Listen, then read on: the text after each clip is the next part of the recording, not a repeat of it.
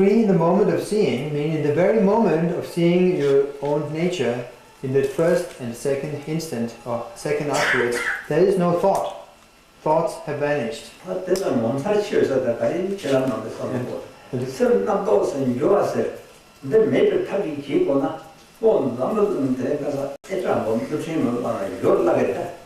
honestly, is there anything more fantastic than being totally free of thought?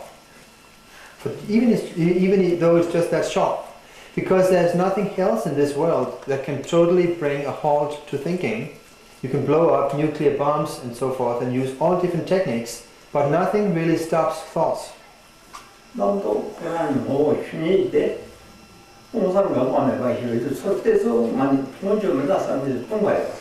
the very moment that you turn your attention towards your own mind, it is evident that it is simply an empty cognizance with no thing whatsoever. It's empty, and yet there is a seeing of that because mind is also cognizant. And these are a primordial, original unity, being empty and cognizant. But the fault happens that we don't believe that this is really it because it's too easy. There's nothing more easy than this, just like that. Okay. Don't think of anything, having totally abandoned thinker and what is thought of. In that moment you've already seen it, that there's no thing to say. It's not something you gradually approach like a spirit entering it.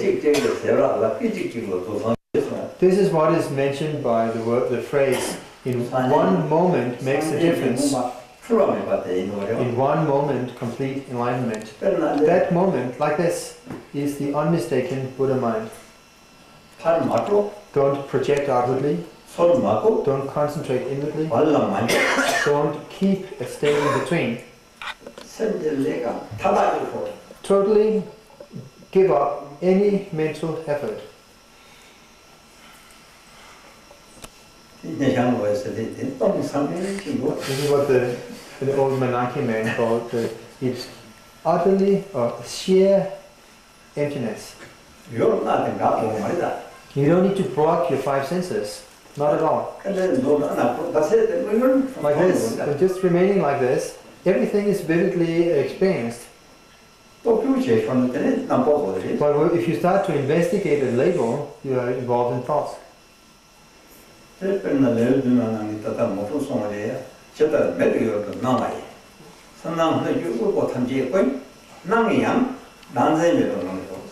is what Professor Baba said in the sevenfold supplication.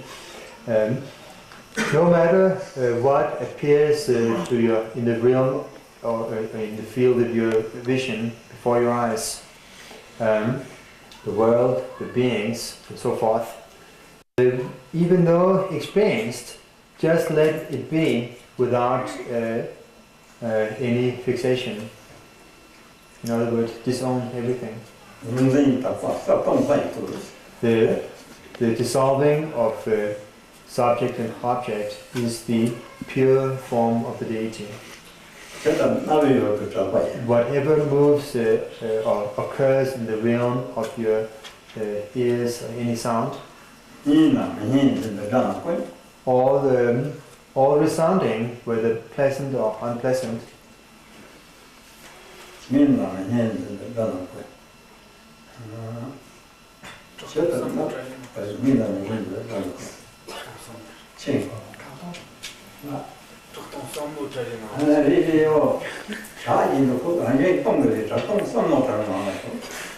just let be in the continuity of sound being emptiness, because no matter what resounds in your hearing is indivisible from emptiness. The empty resounding beyond arising and ceasing is the voice of the victorious ones.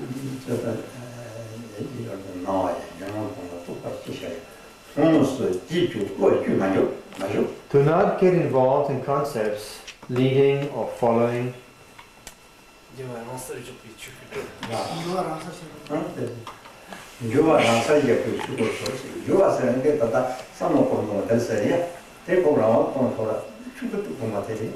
By leaving your thinking to itself, it dissolves naturally into Dhammakaya. The thinking means our thoughts of this and that. If you just let it be, it naturally dissolves.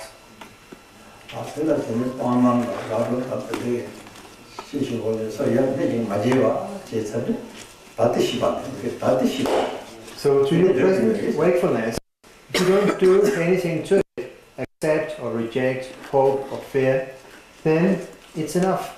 That is sufficient.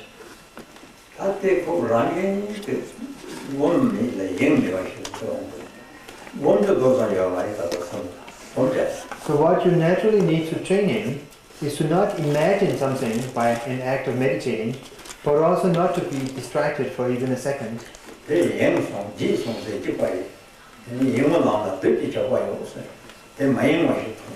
Being distracted is the same as forgetting, and it is said on the path of distraction, the demons lie in ambush. The moment you look towards and acknowledge empty cognizance, that is called having recognized. And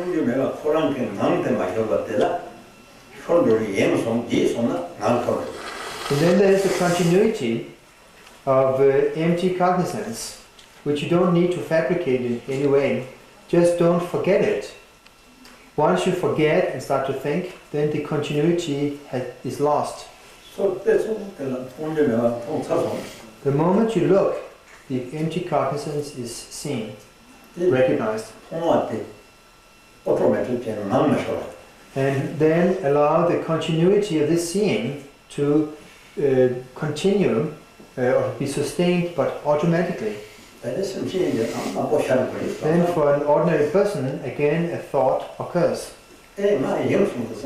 Then you remember, oh, I forgot. Then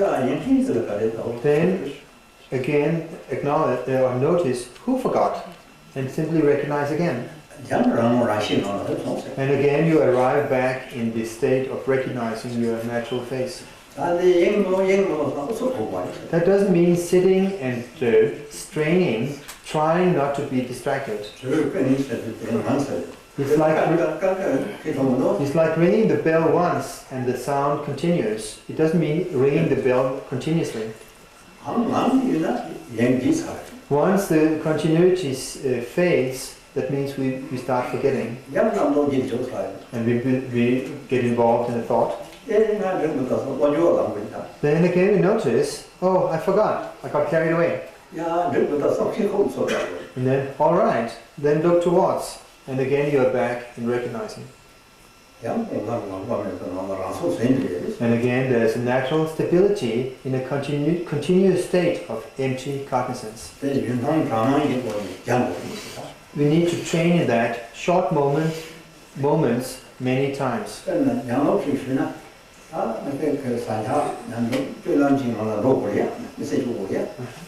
We have learned to live in this life through training. We have learned how to behave, how to move about. First we have to learn how to eat. So, sorry, I get this wrong. We have to train while involved in the activities of this life. For example, while eating, we taste the food and we start to think about the food and then notice, oh, I got carried away. Again recognize while eating. In that moment, you arrive back vividly in the state of the essence. Then you forget again. It gets lost. Then you, while walking about, moving in your room, you can still recognize the Buddha nature. When you lie down to sleep, if you're diligent, also recognize again. When you sit, recognize. Actually, there is no time when you are not allowed to recognize nature of mind. Even when you sit on the loo,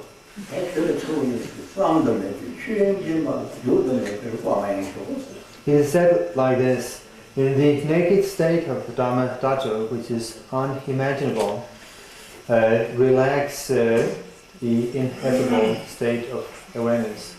If a thought occurs, it arises from yourself and dissolves back into yourself. Any thought that occurs is your own expression, comes out of your own essence. It is only when forgetting the essence that the expression takes the form of a thought. But the moment you recognize your own expression, which arises out of yourself, dissolves back into yourself, meaning into the expanse of the essence. This is what we need to train in, to become used to. There's no other meditation object or act apart from that. As much as dust mode even. But if we forget, get distracted, we are involved in thoughts. So please train in this. That is the practice. This is what Rinpoche taught in the past. And today, he has nothing to say besides this.